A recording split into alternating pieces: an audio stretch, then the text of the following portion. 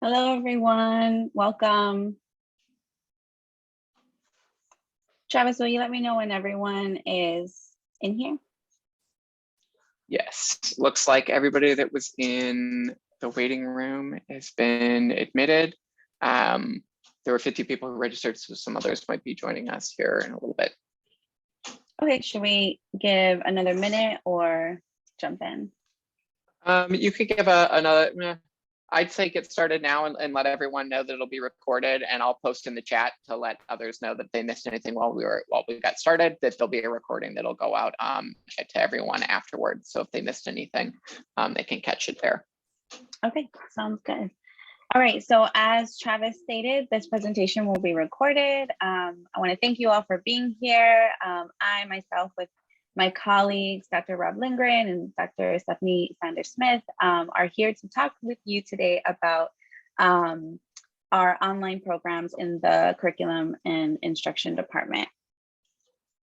So we'll go ahead and begin. So just kind of an intro. My name is Dr. Mónica González Ybarra. I'm an assistant professor in curriculum instruction with an emphasis in language and literacy.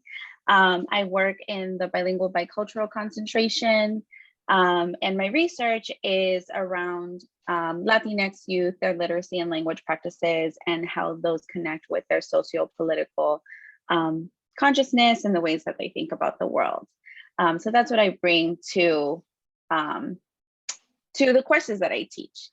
And I'm going to be giving us kind of an overview, giving you all an overview of what the different programs are in our department for the online master's programs. And then I'll talk a little bit about the bilingual bicultural concentration before Rob and Stephanie get into some of the other programs.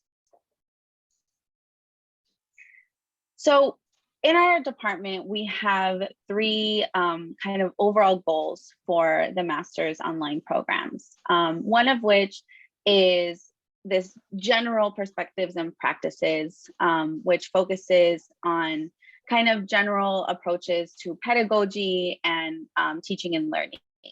Within that, you can get concentrations in digital learning or bilingual and bicultural education.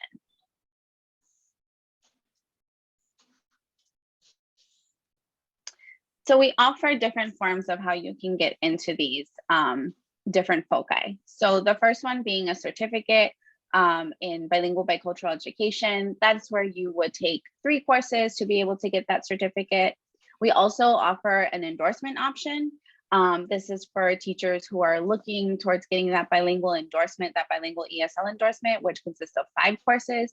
And then we have the full EDM, Masters of Education online degree, which is made up of these 8 courses, being more the broader perspectives and practices, which gives you some more flexibility of where you want to take those classes, or the focus of being bilingual bicultural education or digital learning. So our programs, our online programs meet synchronously. And so I feel like we're all pretty familiar now what the difference between asynchronous and synchronous means after our semesters online. And so our program is that live interaction virtually. And so each week, courses are set from 4 to 8, Mondays through Thursdays, and it's via Zoom. We have, digital tools to help guide students in their learning via online. You still get to collaborate with peers, right, through different like breakout rooms, projects, and this does give you an opportunity to interact with your instructors in those Zoom conferencing sessions.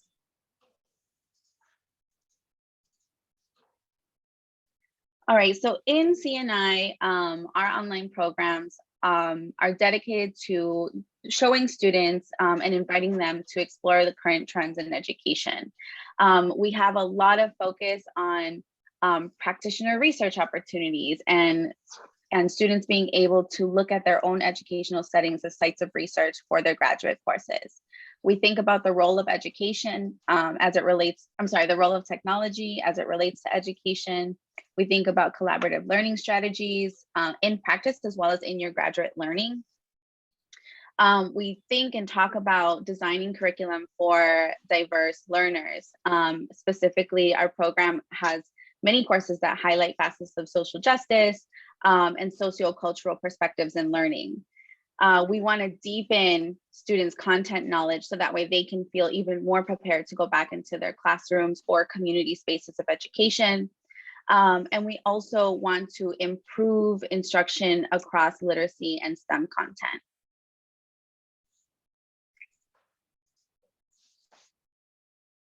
One of the great things about our program is that from feedback from our alumni, we see that the online programs are really setting up our students for success in the field of education.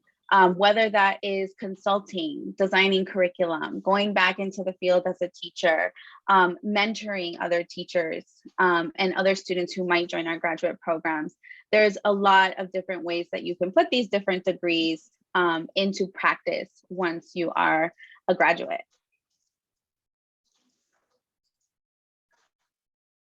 So now I'm going to talk a little bit about the bilingual bicultural concentration for the online programs.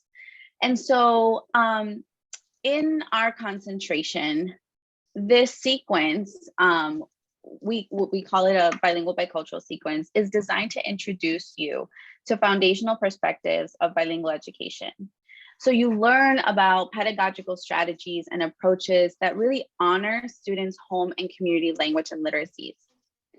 We strive to support graduate students in our program in researching their own classroom and community context, and how the themes or the topics that you're learning from in class can support your understanding of those contexts.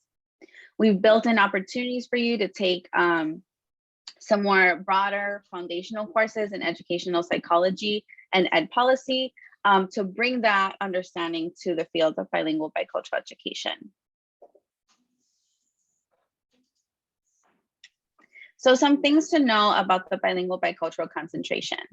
All of the concentration courses are 8-week courses, despite the foundational courses in educational psychology and ed policy. Those are 16-week courses.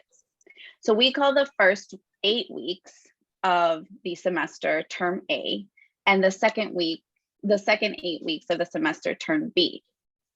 Again, all of the classes you'll take in CNI with the bilingual bicultural concentration are 8 weeks, except for those 2 foundational courses.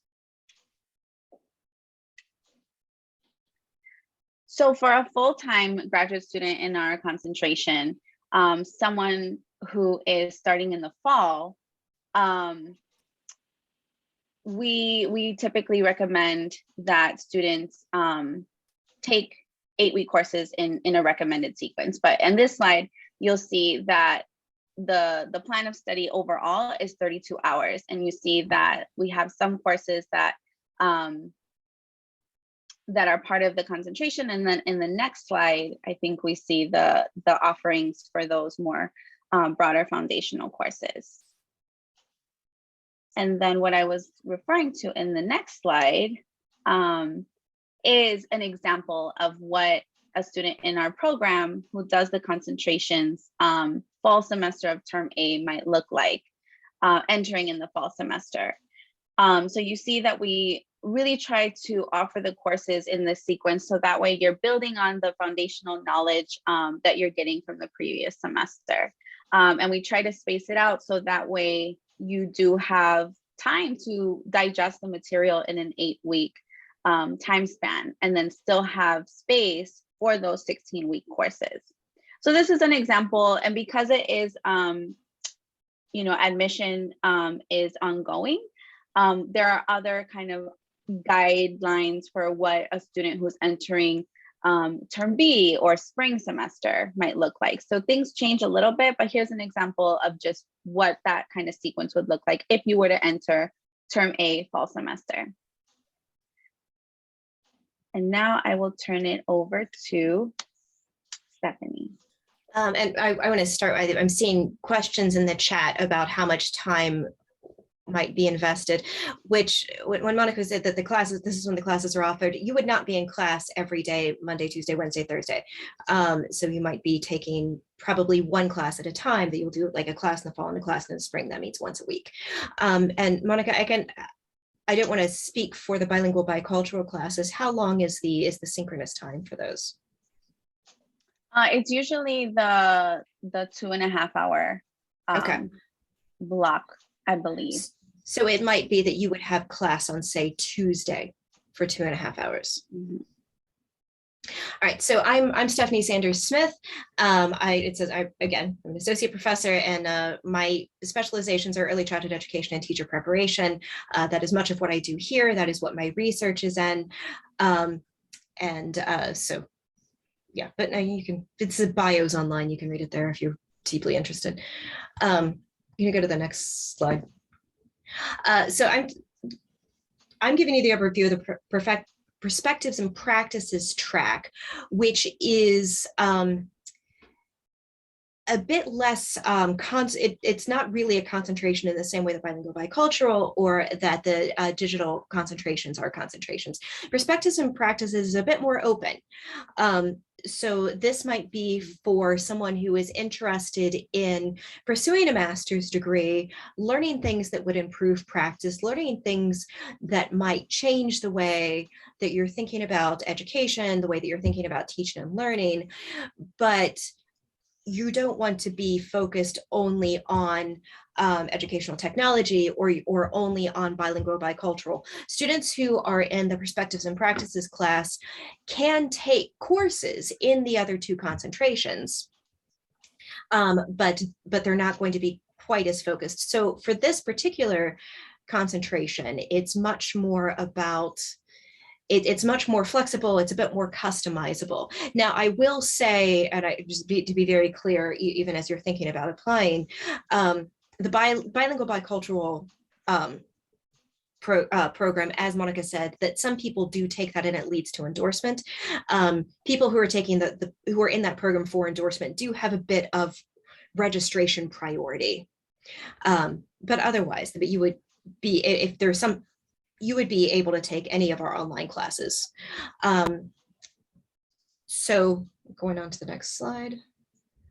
So the bilingual, so as you see, the bilingual bicultural had, the core course and then the concentration, the elective courses. For perspectives and classes, there's really not a concentration.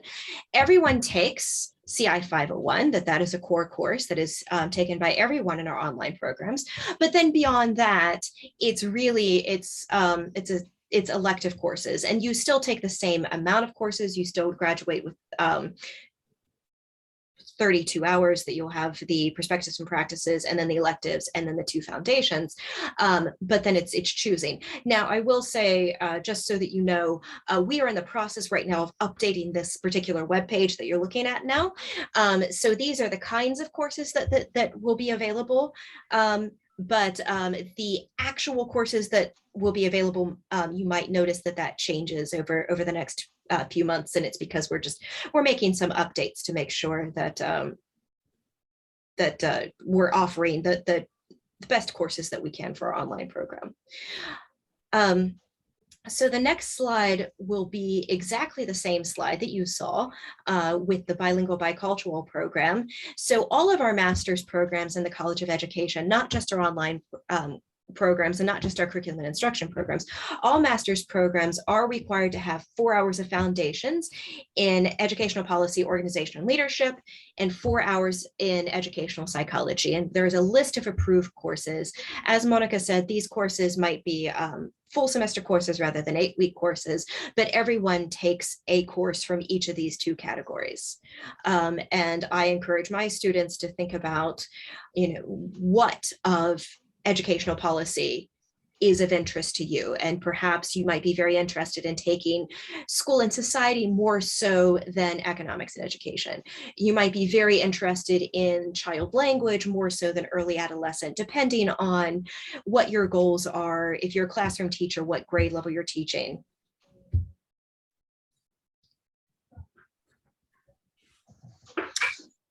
Thank you, Stephanie. Hi, everybody. I'm Robb Lindgren. I'm an associate professor in curriculum instruction, and I am here to speak about the digital learning concentration. So my own research is in the area of both designing and researching technologies that help students learn. I tend to focus mostly on STEM learning, science, technology, engineering, mathematics, and I do that using a variety of different technologies, including simulations, virtual environments, video games, mobile devices, augmented and mixed reality. And so I bring those kinds of experiences to the courses that I teach in this concentration area. So let's go to the next slide. So the digital learning concentration is a broad set of courses that really will get you thinking about the ways that we can design digital technologies like the ones that I just listed for the purposes of helping students both in schools and also in out of school contexts to learn. And that can be a really broad, set of experiences. It can be thinking about the design of a specific technology, like a game or a simulation, or it can be designing a curriculum that uses technologies in meaningful ways. And so the courses that we teach try to get students to engage in both the theory and the practice of creating those technologies, and also to be able to evaluate the efficacy of those technologies. And so we see this program as being a really good fit for practicing teachers who want to kind of rethink and be more reflective about their use of technology in their own practice. We also think that it is a good course for people who think that, or a good program for people who think that they might have opportunities to do more design of those technologies. That could be design at a local level, in a school or in a school district, or potentially working for an educational content company or publisher. So I think there's a lot of good opportunities that can come out of the digital learning program. So we've tried our best to compile a variety of courses that achieve those goals. So go ahead and go to the next slide. So this is a sampling or the course structure for the digital learning program. You can see that it follows pretty closely to the structure for the bilingual program, just with a different set of courses that you choose from. So for example, in this first group here, you see you will choose 3 sort of core digital learning courses. And these are kind of the main courses that really focus in on these issues of design and understanding digital technologies. So I want to now describe, so I'm actually teaching the critiques of educational technology course right now. I actually just started last night. It's a B-term course. And so I know there were a few questions about just sort of time commitment. So let me give you a quick sense of what that class is like. So I teach that class from 5 p.m. to 7:50 p.m. Central Time. And that course is on Thursday evenings. Students in that class have that period of time once a week for their synchronous session. And in that time, we do a variety of things. We have whole group discussions where we talk about the readings that were assigned for that week. We also have breakout room activities where students are with a few other students talking about some of the ideas. We have student-led presentations, instructor-led presentations, and synchronous activities that we do together. The other component is an asynchronous component in which students watch videos many of which I've created myself for the class, where I present some content for the course more formally. And so that's things like in this course, it's the history of educational technology. So you learn a little bit about that in those videos. And then there are readings and there are asynchronous discussions that students have. So it's a pretty multimodal, multimedia kind of experience to take one of these courses. With a pretty balanced synchronous and asynchronous components to it. So it'll be courses like that you take as the core digital learning courses. You've got some additional electives that you can choose from in the second section. And then I think the next slide is the same. Yeah, it's the same foundations courses as the other two concentrations or non-concentration that were described. I'm wondering, should we pause for questions before we get into things like tuition and registration? I think so. Sure. Yeah, that sounds like a good plan.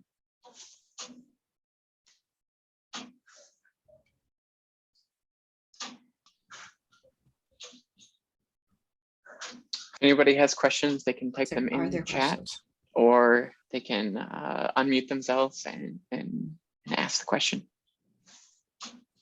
Yes, hello. Sorry if you hear like a lot going on in the background. I'm currently outside. My name is Anaya Avila. It's so nice to meet you all, and thank you all for your time. I just had more of a general question. My question is in regards to how long typically are the master's programs? Like, so for like, I guess everybody, all of the associate professors kind of said that they all like, taught a specific, program. So like bicultural and, et cetera. So like how long are typically the master's like programs? Because I know you had a, sorry, there's like planes going over me. Yeah, it's fine. Yeah, I know that you guys have posted kind of like what a typical plan looks like. And it looks like it was about a year, but I just wanted to like clarify. Well, that particular plan was specific to the bilingual bicultural concentration. So I'd say generally, we don't recommend people taking more than one class at a time. So in one semester, because the classes are 8 weeks, that you would take 2 classes generally back to back, not 2 classes at the same time, but 2 classes back to back. So I just taught in term A, Rob is now taking term B. It would be possible for somebody to have taken my course and then Rob's course. And so if you're taking 2 classes a semester back to back, and then the program 32 hours comes out to 8 courses, it would be possible to do it in 2 years. Now, this is an online program. A lot of people are working full time. People have lives and families. And so sometimes it's necessary to extend it longer than that. And that's fine. That's, that we're not going anywhere. But probably if you're going, straight through and you have the time to devote over 2 years, that would be about that long. Okay, thank you very much. I see a hand. Hi. Hi. So that my question is also related to that, to the time, so I can expand the time. So if I think it's not possible to do it in 2 years, it might take longer. I can take longer then to finish the master's. Yeah. Yes. And then, okay, is there a minimum of classes that I have to take in a semester? That's a good Mitzi question. There's not a minimum. Like you can take 1 course and that would be fine for a semester. If you feel like that's all that you can handle in the semester, that's perfectly fine. Okay, and last one, I was trying to add the courses yesterday to my schedule, and I couldn't find the courses you were showing today. So I wrote some of the numbers. I'm gonna try again, but I wonder if there is a specific person who could help me with that. The person who was, when you got your admission letter, the person where it says your advisor is, that's the one I should write to. That's the one you should talk to. Yeah. Okay, thank you.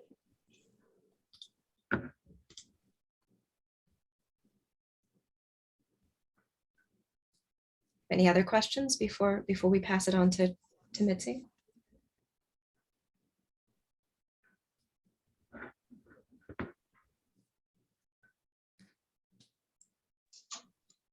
All right. Let's talk tuition. All right. Hi, everybody. I'm Mitzi Coverline. I work in the Graduate Student Services Office here at the college. I handle the admissions and records for the curriculum and instruction online programs, as well as their other programs in educational psychology. So our online programs currently cost $490 per credit hour. That's a flat rate fee. There's no additional charges or fees involved in that. So it's just if you're trying to get a total amount, it would be the 32 credit hours for the program times the 490. And that's subject to change. It's been this amount for the last, I think, year and a half, 2 years. But it's subject to change at any time, depending upon the office of the registrar. But currently it's $490 per credit hour.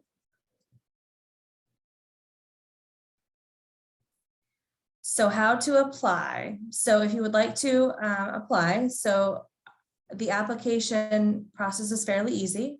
So for the application, as you can see on the screen, you would need an academic statement of purpose, a personal statement, resume, 3 letters of recommendation, your transcripts, and you would pay the application fee. In addition to that, if for any reason, if you're an international student, for your transcripts, you would have to upload all of your transcripts, not only in the native language of the college where you went to school at, but also an English translation, as well as your certificate of degrees. But you can also find other information about financial aid, as well as other, like if you want detailed information about what's needed for each of these for the application, you can find that on the link for how to apply as well that Travis has listed there.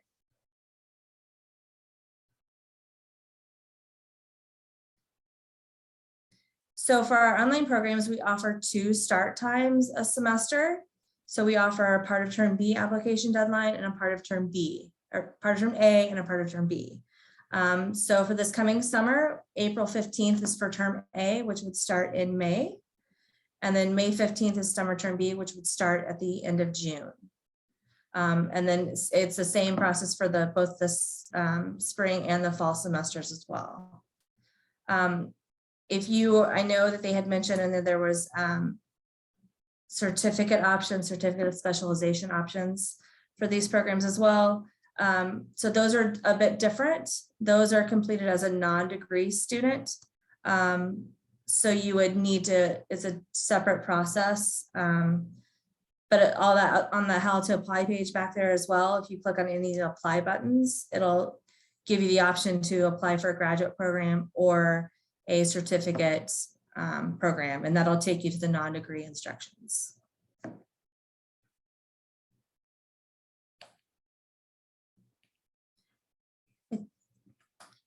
If you have any questions at all at any time, our office answers all of our graduate program questions. As a generalized, you can reach us at gradservices@education.illinois.edu.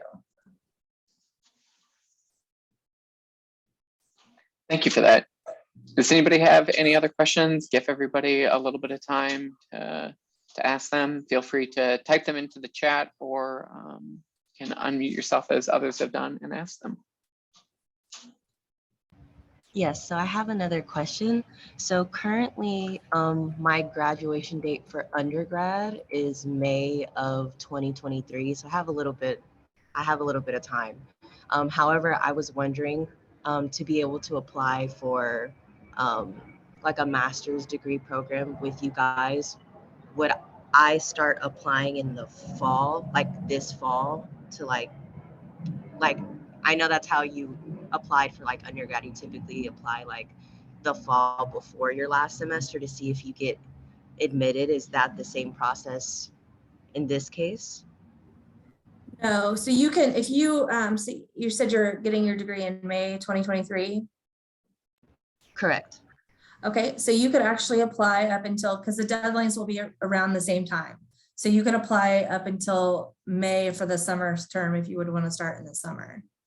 So you can apply for that up until May 15th. May 15th of 2023. Mm-hmm. Oh, okay. Thank you so much. You're welcome.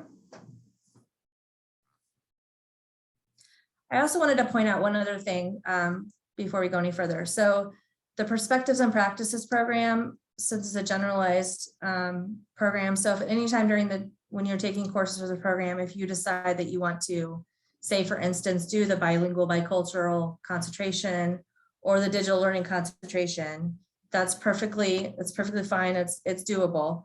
We would just have to, there's just a little bit of a administrative process for it. We would just do a petition, but you can add that concentration to the program. So if you're uncertain right now and you want to do the generalized Perspectives and Practice program and then change later, that's fine as well. Yeah, and I know that you saw in the bilingual bicultural sequence that if you're doing the bilingual bicultural, you might take CNI 501 a bit later in the program. For Perspectives and Practices, we really like you to take it first if you can, which is actually, this is the course that I just taught in the first half of the semester. And it's curriculum development in the 21st century, but it has a little bit about supporting bilingual education and supporting culturally sustaining practices. There is a small section about educational technology and digital learning. And so you might, I had several students who were in the program last term, that really were not interested in digital learning before. And then after taking that class, thought, oh, maybe I would like to learn more.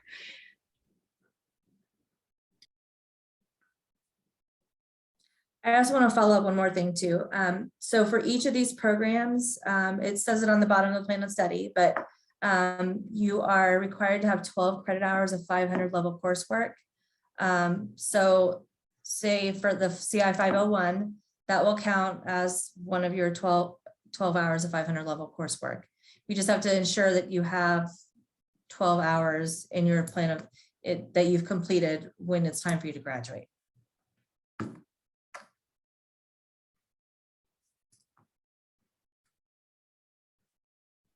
Yeah, I've found that to be a non-negotiable requirement with the graduate college. So that's very important. Thanks, Mitzi. Mm-hmm. One question that we've got from some of the other sessions that we've done for other programs is maybe what type of careers do students go on to do after they graduate? Stephanie or Rob, could you speak to that a little bit? Well, I think it's going to be lots of things, and Rob and I might give you slightly different answers. I mean, I think that that some people really are currently classroom teachers. I mean, and just to be in mind, if you're not a classroom teacher and you want to be, this is not a teacher licensure program. We have one of those, we can talk, but that's not what this is. But there are people who are currently classroom teachers or who are working in education in other ways. I've had people in 501 who are teaching adults that are pursuing a master's to learn more about that and to improve practice and to kind of push the ways that they're thinking about education. So that might be that something that someone might do with this degree is to stay in the job that they have or to take on more of a leadership position in your school. It also might be that you go through this program with us and decide, I did this master's degree in digital technologies, and now I would like to do a doctorate. And so that might be something that is available. So Rob, that would be my two answers. Yeah, I very similar. I think this the digital learning degree can be both a strengthening degree in the sense that it can help you to do the job that you're doing better and perhaps with more leadership, as Stephanie alluded to, or it could serve as a pivot. It could be that you are doing classroom teaching and you're already using some technologies, but now you want to do something more on the design side or the thinking more strategically, with your district, or maybe you want to go work in a museum instead of being a classroom teacher and do those kinds of design work. So I think it can serve as with the other concentration. I think it can serve as both a augmenting and strengthening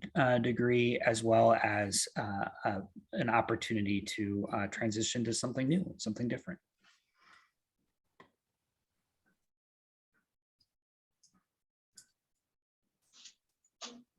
Thank you for that. Any other questions while we still have time?